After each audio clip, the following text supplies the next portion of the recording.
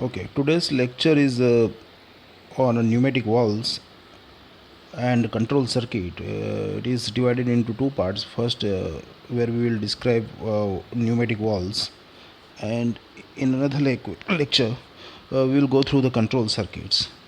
Right. Uh,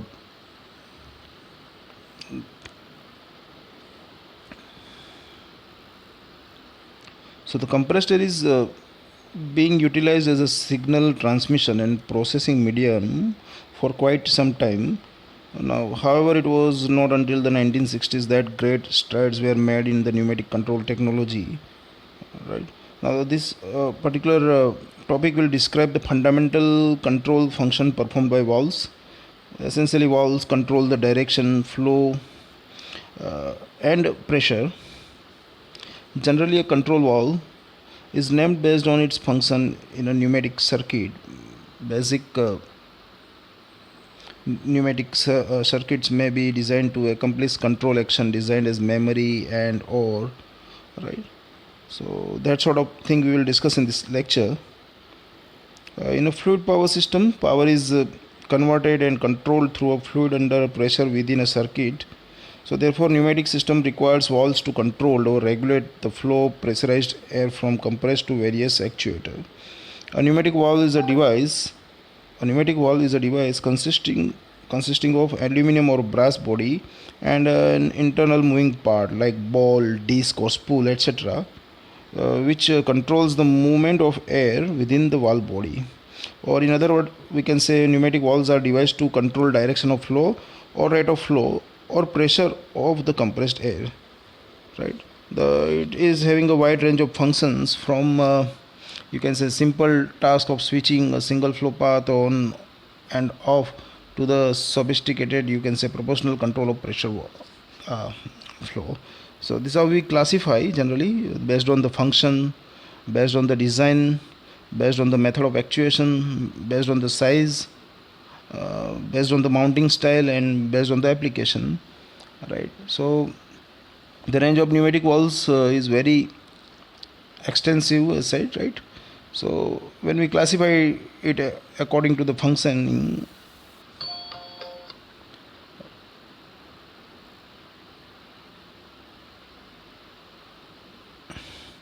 so functions refers to the switching task of a valve, for example directional control, flow control, pressure control, etc. So we'll discuss in detail thereafter. Then a design refer to the principle of operation around which the valve has been designed, for example spool valve, poppet valve, and plate valve.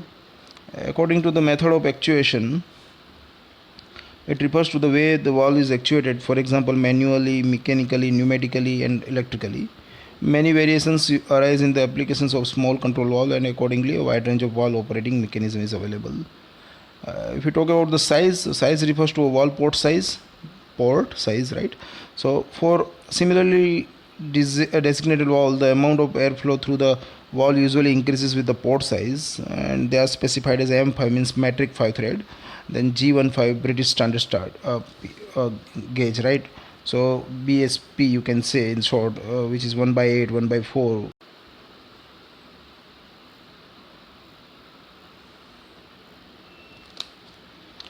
And according to mounting style, it refers to the wall installation method, for example sub base, manifold, inline, or wall island.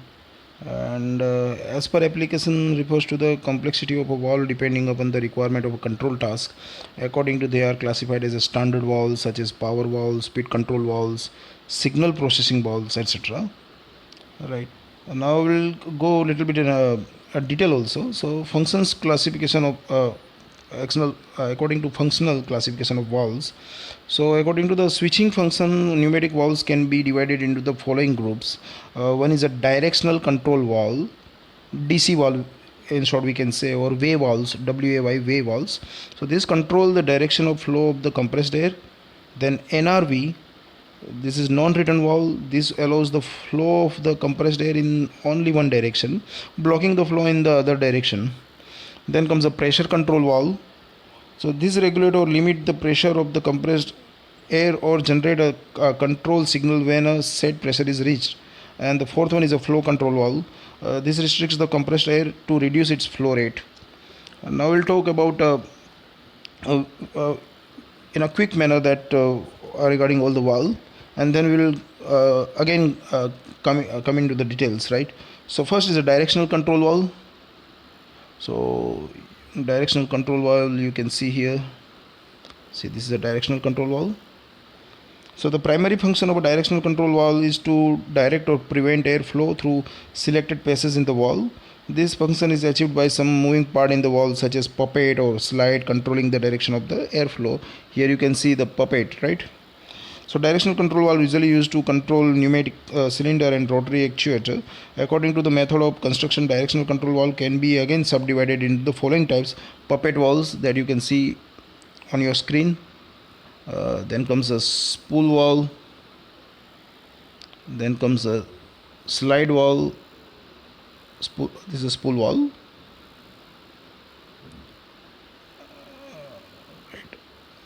Spool, you can say spool over here, right?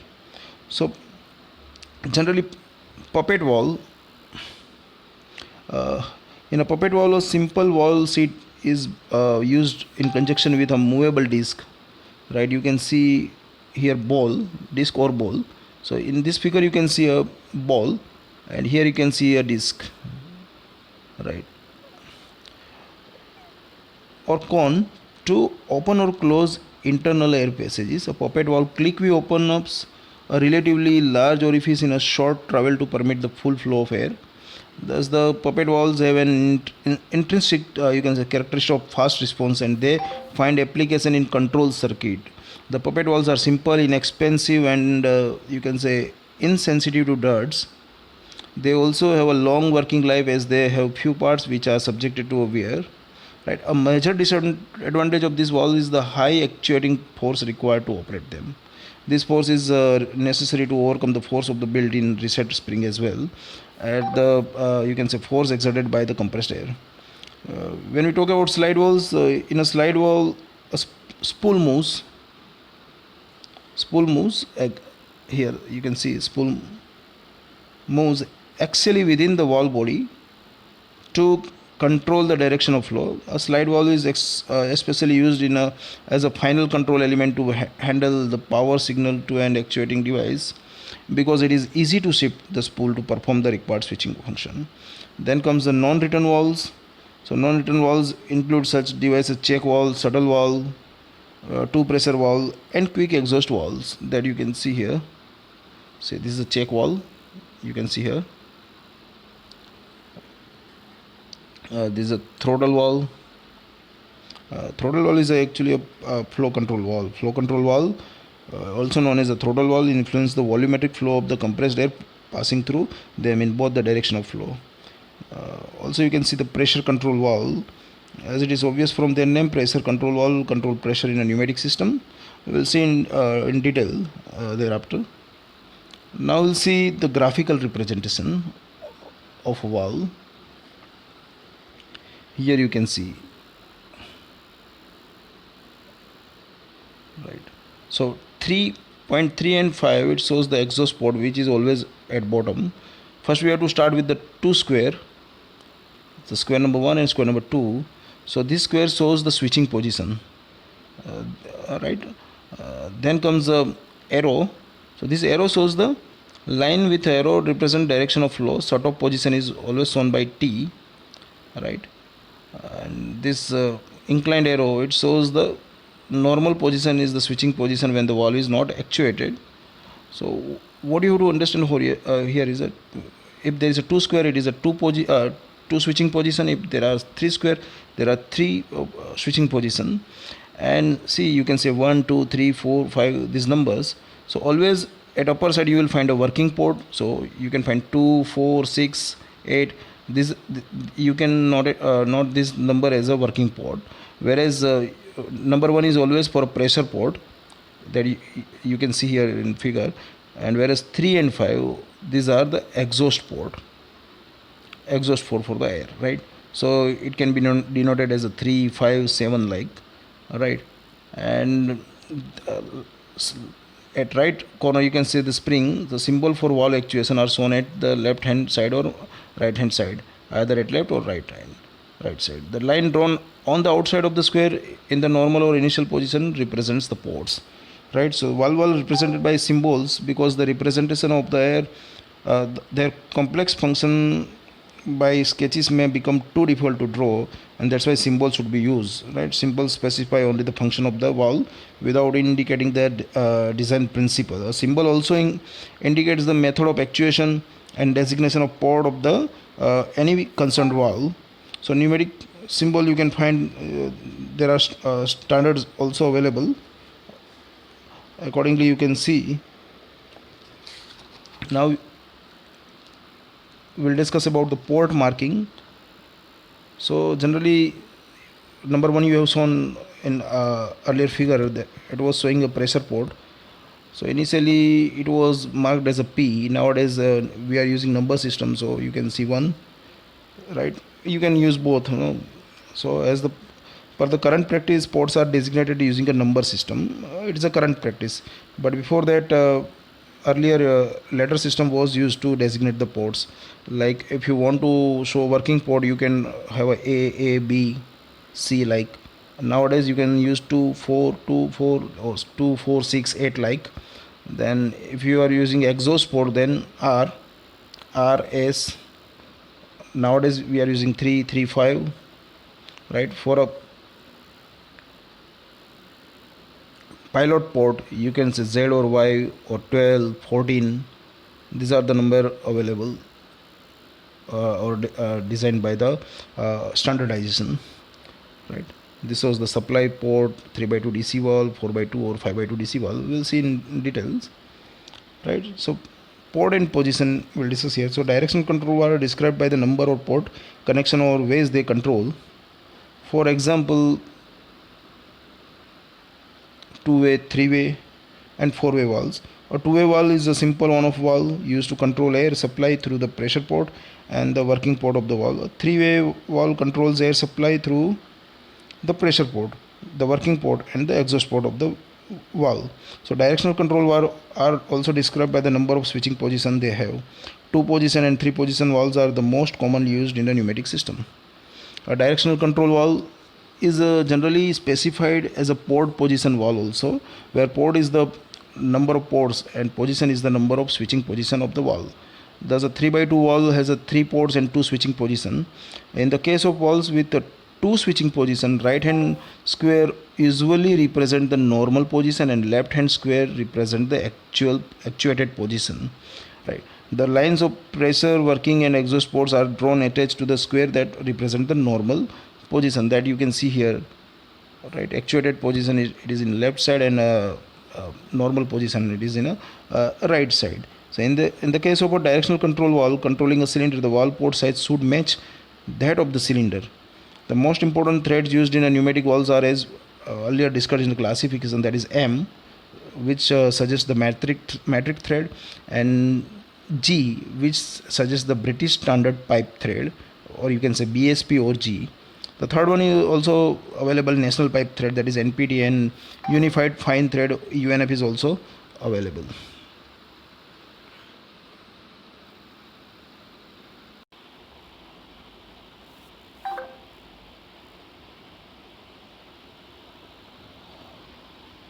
Now graphical symbol for a DC valve. So graphical symbol serves an aid in a functional identification of a component in a circuit diagram of fluid power system.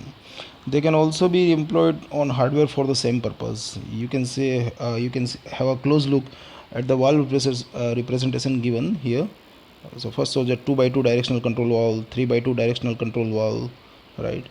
Then a 3x2 directional control valve, normally open and normally closed. You can easily with the pictorial view can identify the difference between the normally closed and normally open. See, in normally open, directly pressure port is connected to the working port, right? 1 to 2. Whereas in a normally closed, you can find that pressure port is a closed one, it is not connected. So working port is connected to the exhaust port, right? Whenever the pressure port is not connected to the other port, then it is called as a normally you can say closed. and when pressure port is directly connected, otherwise then it is called as a normally open. Other valves are almost all are normally open valve, right? You can see the 5 by 3 control valve where the mid position is closed, right? Now method of these you can find the same thing in appendix in a very large view here. So this appendix shows all the energy control and regulation of direct control valve. So it shows 2 by 2 valve NC type, then 2 by 2 valve normally open type, then 3 by 2 normally closed valve. See, pressure port is closed. 3 by 2 normally open type, here the pressure port is connected to the working port. Then 3 by 3 way valve mid position closed, then 4 by 2 valve, right? You can go through this figure also. Now we will discuss about the method of DC valve actuation, how this directional control valve getting actuated, right? There are various methods available for actuation, which you can see on figure right now, right? An important feature of directional control valve that which merits attention is the method of their actuation. These valves can be actuated in 4 ways: manually, mechanically, pneumatically, and electrically. Their actuation method may also be an appropriate combination of the just listed 4 basic methods, right? When the controlling spool of a valve is held in one extreme position by the force of its resetting spring, the spool is said to be spring offset.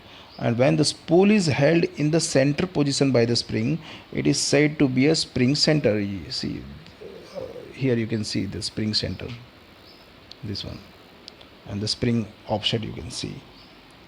All right. Now we'll discuss in detail 3 by 2 directional control valve, 3-way 2 position, or you can say 3 port 2 position directional control valve. So it has a 3 controlled connection and 2 switching position, right? This valve can be built with a ball puppet or disc puppet or spool type design, and with or without an internal pilot valve. There are 2 versions of 3 by 2 DC valve. We can classify it this way, that the pressure port is maintained in the normal position accordingly, right? So the 2 versions are normally closed, which you can see right now on screen. This is a normally closed valve, right? And the other you can see is a normally open type, right? And the normally open type. So in the normally closed 3 by 2 DC valve, the pressure port is blocked in the normal position. Here also you can see with the notation, right? In most design, 3 by 2 DC valve can be adapted for use either as a normally open type or normally closed type.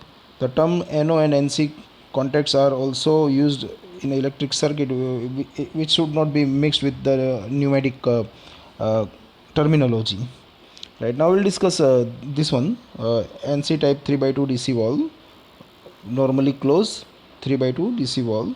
So in this type of valve, the pressure port 1 is closed and the working port 2 is open to the exhaust ports. 2 is connected to the 3. So 2 is a working port and 3 is a exhaust port. In the normal position, these valves are designed with the ball puppet, disc puppet or sliding pool, etc. as the internal control elements. Accordingly, they are called as a ball puppet valve, disc puppet valve or spool valve respectively. These valves are again I am explaining here in detail. So first we'll discuss a ball puppet valve here, which you can see here, right? So in the cross-sectional view of a plunger operated 3 by 2 DC valve with ball puppet design in the normal position as well as the actuated position are shown here, right, in figure. So these cross-sectional view are presented only to highlight the functional requirement of the valve rather than show its exhaustive constructional features, right? So in a ball puppet valve, as you can see in a figure, a ball in a conjunction with a simple valve seat is used to control the flow. The operation of the valve is explained with the help of 2 views of the valve, right?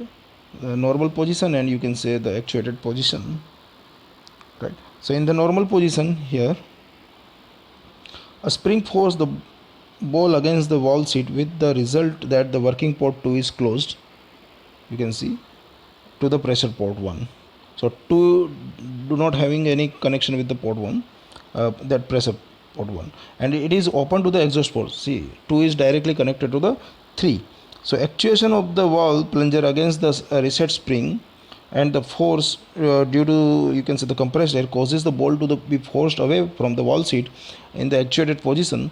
The working port 2 is open to the pressure port. Now see, one is connected to 2 and close to the one and close to the exhaust port 3. Now 2 do not having any connection with the port 3. So the ball puppet valve is very compact device with the possibility of fitting various types of actuating heads. Thus the valve can be made to, you can say, actuate manually, pneumatically, or electrically. This the limitation you can write down or point down. The limitation for a directly actuated valve is the large force required to operate the stem. You need to apply a large force to operate this one. Right, now we'll discuss a disc puppet valve.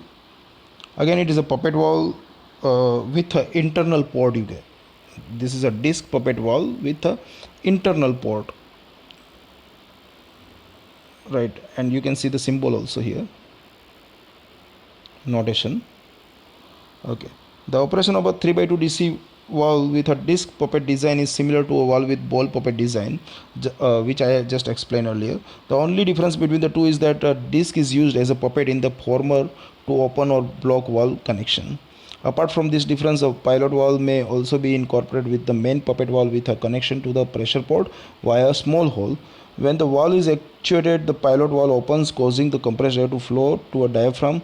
The large force developed by the compressed air acting on the diaphragm moves the valve and this downward through a plunger, thus actuating the main valve. The major advantage of pilot operation is that the necessary actuating force can be reduced. The cross-sectional view of a 3x2 DC valve normally closed based on a disc puppet design with the internal pilot in the normal position as well as the actuated position. I have you can see on your screen, right? Now we'll discuss spool valve. So the cross-sectional view you can see on screen of a 3x2 DC valve, which is again a normally closed based on the spool design in the normal position as well as the actuated position, you can see. Now we'll discuss the normally open type here, right? In notation you can see one is connected to 2 directly, right? So here in cross-sectional view also you can see in a normally open type 3x2 DC valve, the power supply port 1 is open to the normal position. The cross-sectional view of a 3x2 DC valve you can see based on the spool design in the normal position as well as the actuated position. Right. So this is all about 3x2 DC directional valve.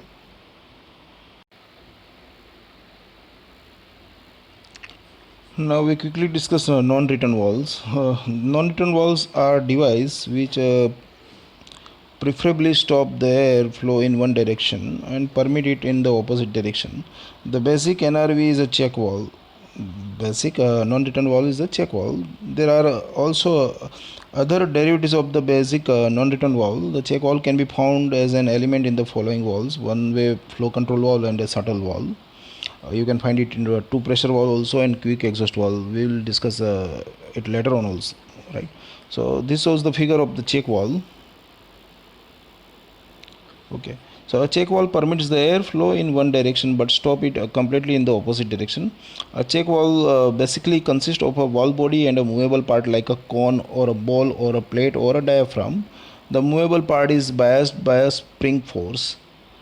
When the system pressure at the check valve inlet is high enough to overcome the low spring pressure, the puppet is pushed off its seat, allowing air to flow freely through the valve. When the compressed air enters through the outlet, the puppet is pushed onto its seat, and hence flow through the valve is blocked instantaneously. A check valve is often used as a bypass valve, right? And the control action of a check valve in both direction of airflow and its graphical symbol you can see here in this figure. Now we'll discuss a flow control valve. In any pneumatic application, it is the flow that control the speed. Flow control valves are used in pneumatic circuit to control the rate of flow of the compressed air from one part of the circuit to another. Their function is to regulate the amount of the compressed air passing through a valve by means of metering orifice. The throttle valve is an example of flow control valve. This valve is used to control the speed of pneumatic cylinder in both direction of motion. One-way flow control valve is used to control the speed of pneumatic cylinder in one direction of motion only. These valves are further explained. I will explain in following session. So, accurate flow control under condition of changing load is difficult to achieve with a pneumatic circuit. Pneumatic flow control can successfully be used in application only when the load does not vary excessively. So, you can see here throttle valve. A throttle valve consists of an orifice whose cross section can be controlled by externally adjustable needle. The air flowing through the controlled cross section can be regulated by the pointed needle. The throttle valve is also called a restriction valve or needle valve. The cross sectional view of a throttle valve you can see, and also you can see the graphical symbol also. This is a graphical symbol, this one. Right. So, a one-way flow control valve is also called a throttle relief valve or throttle check valve. This valve here you can see, this valve is simply a parallel arrangement of a throttle valve and a check valve in a parallel arrangement. So the check valve blocks the flow of air in one direction, forcing the air to flow through the controlled cross section. Hence the air is throttled in that direction. In the opposite direction, the air flows freely through the open check valve.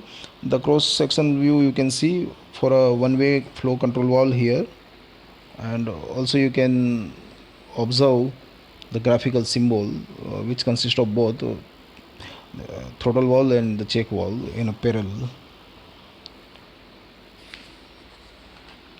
Now we quickly discuss again a different type of directional control valve which we have already discussed, but we'll go in detail. So manually actuated 4x2 DC puppet valve. 4x2 means 4 ways, that is 4 port, you can say 1 2 3 4 ports. One is a pressure port, 2 and 4 they are the working port, and 3 is the exhaust port. And yes, it is a DC valve directional control, and the type is a puppet valve.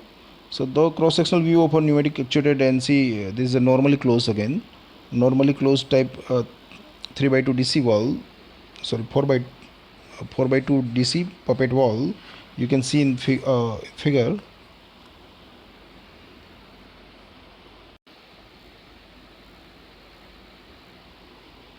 So a 4x2 DC valve has 4 ports and 2 switching positions. This valve can be used as a final control element to control double acting cylinders. The cross sectional view of this 4x2 DC valve with the disc puppet design in the normal and actuated position you can see in figure. Right, in normal position, paths from port 1 to port 2 and from port 4 to port 3 are open, and when the valve is actuated, path from port 1 to port 4 and from port 2 to port 3 are open. Now you can see the manually actuated 5x2 DC valve in figure. You can observe the symbol also. So a 5x2 DC valve has 5 ports and 2 switching position. This valve is used to control double acting cylinders. The cross sectional views of you can see in normal and actuated position on your screen. In the normal position of the manually actuated 5x2 DC valve, the paths from port 1 to port 2 and from port 4 to port 5 are open, and the exhaust port 3 is closed here. When the valve is actuated, path from port 1 to port 4 and from port 2 to port 3 are open, and the exhaust port is port 5 number 5 is closed. So the normal design of a spool type directional control valve lends itself readily to a 5 port arrangement, which includes 2 working ports, 2 exhaust ports and 1 pressure port. So this may be used to eliminate check valve when they might be otherwise used. So as in directional sensitive speed control applications, can you have to say differentiate or compare functional difference between the 4x2 DC valve and the 5x2 DC valve. So an analysis of the functioning of a 4x2 DC valve and a 5x2 DC valve, this and this, would reveal that functionally there is no difference between these valves.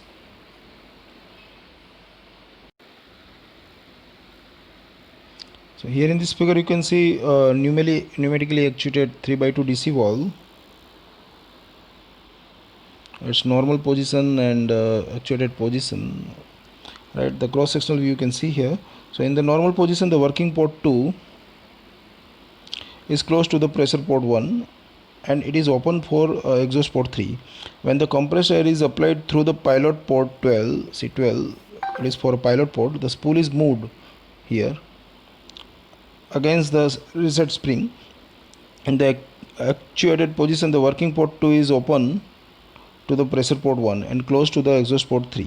Thus, the application of the compressed air to port 12 causes the pressure port 1 to be connected to the working port. Pneumatically actuated or pilot operated air control systems are preferred in pure pneumatics automated system. This is due to their greater, or you can say great flexibility for use in simple as well as complex control system, and their adaptability for use in safety circuits. Various control functions can be easily incorporated as and when required, and feedback signals from sensor can be applied conveniently for the purpose of controlling the pilot ports of those main valves. This means existing pneumatically actuated control circuit can be modified easily to incorporate any additional control system or requirement.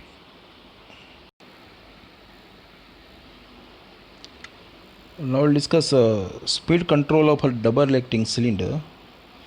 The compressed air is a fast working medium for both linear and rotary motions. So operating speed of a normal cylinder range will be up to 1.5 meter per second. The operating speed of a pneumatic actuator is determined by how quickly it can be filled with air from one side through one port, let's say inlet port, and exhausted of air at the other side through the other port, which we can take it as the outlet port. The maximum natural speed of a double acting cylinder is governed by a number of factors. We will discuss those. So among these, the most important factors we will discuss. So first is the cylinder, so its dimension, its port size, load, mounting position and cushioning effects, right? Then valves, so switching time and normal nominal flow rate, it also affects. And the air supply, that is tube diameter, tube length, fitting and pressures. So it is possible to increase or decrease the speed of an actuator from its normal maximum speed. Slow motion of the actuator can be realized by installing flow control valve, right? If you want to decrease the speed, or you want slow motion of the actuator, then it can be realized by the flow control valve, that is throttle valve, which we have seen. And rapid motion of the actuator can be realized by installing quick exhaust valve, that we will see afterwards. And adjusting the speed of a pneumatic actuator as per requirement, we have to control the rate at which the compressed air is allowed in or taken off from the actuator. This can be achieved by using flow control valve, throttle valve installed between the actuator and the main valve. Speed control is often required to be direction sensitive, and this necessity the inclusion of check valve in parallel with the throttle valve, right? That you can see in figure here. So this parallel arrangement of check valve and throttle valve is known as a throttle relief valve or throttle check valve. A throttle relief valve permits full flow of air in one direction of motion and reduced flow of air in the other direction of motion. So similarly, results can be achieved with the use of two throttle valves at the exhaust port of a 5-port main valve. The throttle relief valve can be installed for the speed control of a double acting cylinder in either of the following two ways: either through supplying air throttling, or second through the exhaust air throttling. These are the two methods available.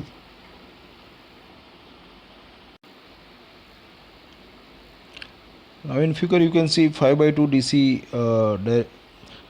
double pilot valve. The cross sectional view you can see for 5x2 DC double pilot valve in two possible position. A pneumatic signal at pilot port 14 causes the spool, just concentrate on port number 14, causes the spool to switch over to the position B, right? Whenever you are applying pressure through port 14, it shifts to the signal applied to port 14, it will switch to the B figure. In this position, path from 1 to 4 and from 2 to 3 are open and exhaust port 5 is closed. So the valve will remain here in that position even if the signal at port 14 is removed. But if a signal is applied at pilot port 12, the spool switches over to the figure A. So in this position, path from 1 to 2 and from 4 to 5 are open and exhaust port 3 will be, or 3 is blocked. So the valve remains in this position even if the signal at port 12 is removed. Hence it can be observed that a double pilot valve is a two position valve that remains in one position until a pulse or continuous signal is applied in the opposite direction. However, this valve is beset with the problem of signal conflict, which is will explain here, right? The basis of application of for this valve is also will present. No? What do you mean by signal conflict? So a major problem with the memory valve is its inability to change the switching position when pilot signals appear simultaneously at both pilot ports of the valve. So these signals produce equal and opposite force on the valve spool, and hence the latter tends to remain stationary until one of the signal goes off. So this problem called signal conflict or signal overlap. It is a major hurdle in multiple or multi-cylinder circuit. So various control method you should adopt to device to overcome the problem of signal conflict. And application basis, the double pilot valve make a very good foundation for the pneumatic circuit design, as they are equally reactive to short pulses as well as continuous signal.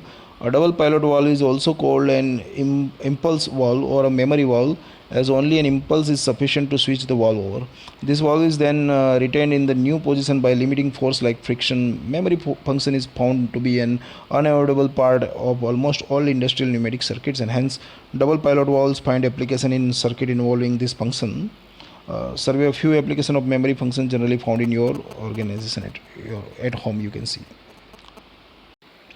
Now we will discuss non-return valve, in which we will discuss shuttle valve. So this valve is the pneumatic OR valve. You must have gone through OR gate, AND gate, OR and NND, NOR, etc. Right. So what OR suggests to you that there will be a two or more inputs and there will be one output, right? And when output is on, if any one input is on, and output will be off if all the input is off. So it is called as a OR, right? So the shuttle valve is the pneumatic OR valve, and it is also called a double check valve. It is one of the derivatives of the non-return valve. The cross-sectional view of a shuttle valve in two positions are you can see here on screen. So as shown in the figure, this valve has two inputs, 12 and 14, 12 and 14, and one output at 2. If the compressed air is applied to the input 14, the ball seals off the other input 12, and the compressed air flows from input 14 to output 2, right? So if the compressed air is applied to input 12, the ball seals off the other input 14, and the compressed air flow from input 12 to output 2. So when input signals are applied to both the inputs 12 and 14, the signal that is applied first flows to the output 2. This is how it is a, you can say, OR type of valve. Now we'll see two pressure valve, or you can say AND valve. Two pressure valve, or you can say AND valve. Here you can see, you can observe its notation also. So what is actually AND? AND, AND gate or AND valve, right? So there are more than a two or two input and one output. So when all the inputs are on, output is on, and if anyone or any of the input is off, output will be off. That you will explain here. So in this valve, it is a pneumatic AND valve. It is also a derivative of the NRV, non-return valve. The cross-sectional you can see on your screen, and according to your screen you can say this valve has two inputs, 12 and 14, and one output 2. If the compressed air is applied to either input, that is either 12 or input 14, The spool moves to block the flow and no signal appears at the output 2. If signals are applied to both the inputs 12 and 14, the compressed air flow through the valve and the signal appears at output 2. So it can be seen that when the input signals are applied to input 12 and 14 one after another, the signal that is applied last flows to output 2, that you can see in a figure. Now you're on your screen there is a roller valve. A roller valve consists of you can say 3 by 2 DC valve fitted with a roller either directly to the end of the valve plunger or preferably to a lever which operates the plunger. So on completion of a particular machine operation, the actuator or some moving part of the system actuates the roller valve, generating a control signal. The actuating head of a roller valve and its symbol you can see for actuation here in a figure, right? Then we'll discuss a quick exhaust valve here. So earlier we have seen the idea of lowering the cylinder speed for a speed control. So below its normal speed using a throttle valve. Now it is also possible to get cylinder speeds above its normal speed using a quick exhaust valve. So quick exhaust valve, they are meant for increasing the speed of the cylinder. The basic idea here is to exhaust the return air from the cylinder quickly to the atmosphere by providing large exhaust port to the valve. Apart from this, the valve is usually attached directly to the cylinder ports to avoid the dead volume of air in between the cylinder and the final control element, which are the two elements connected to either side of the quick exhaust valve. Therefore the exhaust valve therefore the exhaust air from the cylinder can be released quickly to the atmosphere directly through the quick exhaust valve without the need for the air to pass through the usual long exhaust route through the final control element. But the quick release of the compressed air to the atmosphere causes a loud noise, and that's why you have to apply silencer or something. So therefore a quick exhaust valve is always coupled to a silencer to reduce the noise. And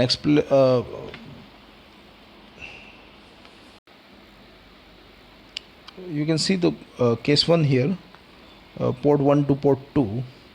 So the air flows from the final control element to the cylinder past the puppet in the quick exhaust valve. The exhaust port is sealed by the puppet due to the compressed air acting on it, permitting the air to flow to the cylinder in the normal way. So right.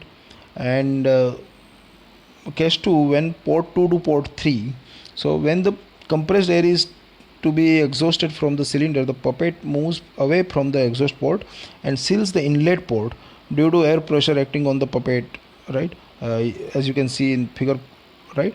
With the puppet released from the exhaust port, the compressed air in the cylinder rapidly exhausts through the large exhaust port and a silencer. By passing the normal exhaust route through the final control element, pressure is thus released much more rapidly in the exhaust side, resulting in the rapid motion of the cylinder.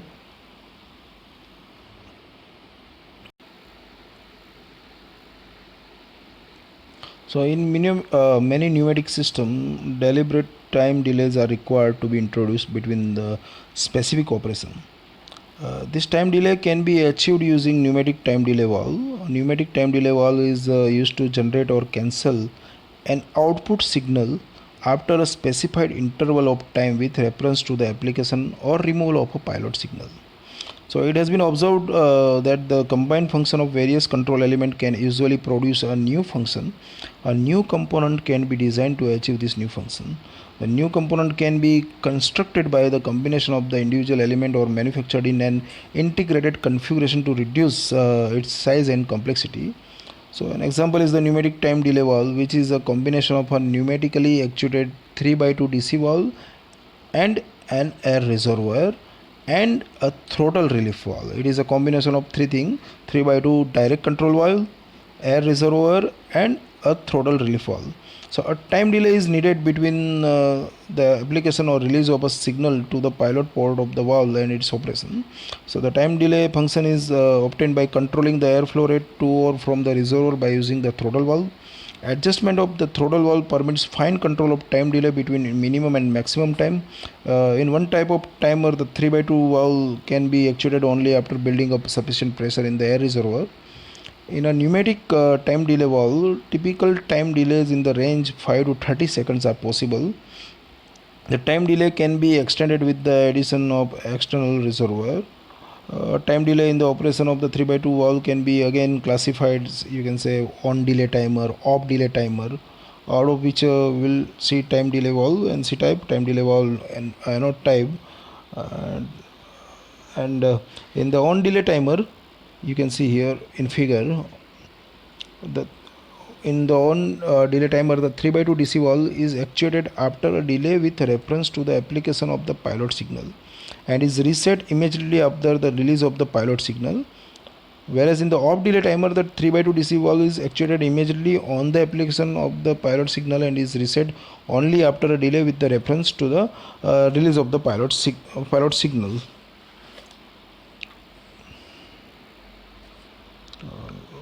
The pressure sequence valve. So we'll briefly explain here the pressure sequence valve. The construction feature of the valve, you can see here in figure.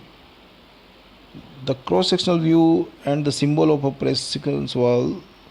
So this valve consists of a pneumatically actuated 3x2 DC valve and a regulator. The principle of operation of a sequence valve, assumed to be connected to the power line linking a cylinder, piston port and its final control element, is that when a preset pilot pressure is reached within the valve, due to the building up of the line pressure after the cylinder piston reaches the end of its stroke, the spring loaded piston is unseated. The resulting pilot pressure actuates the integrated 3x2 DC valve of the pressure sequence valve and generates an output signal. Note that when the piston is seated, the piston area in the 3x2 DC valve that is exposed to the pilot pressure is held to a minimum, and this helps reduce the restraining force. When the pressure, however, unseats the piston, a large piston area is exposed to the pressure, and the piston is held wide open, and the adjusting screw on top of the valve sets the pressure. You can find the application of pressure sequence valve used for sequencing operation in response to the attainment of set pressures in the relevant sections of a pneumatic system. This type of situation can occur, for example, if a machine cycle is set to start after a job is clamped in a place. Once the clamp is seated, the system pressure will build up to a point at which the pilot pressure will cause the integrated 3x2 DC valve of the pressure sequence valve to generate an output signal. This signal may be used for obtaining the next operation in sequence. Here you can see the pneumatic circuit, two position of the pneumatic circuit with time delay, and also you can have the same circuit for a two position of the pneumatic circuit with pressure sequence valve here. So one circuit shows the time delay and the another one shows a pressure sequence valve. This one is a time delay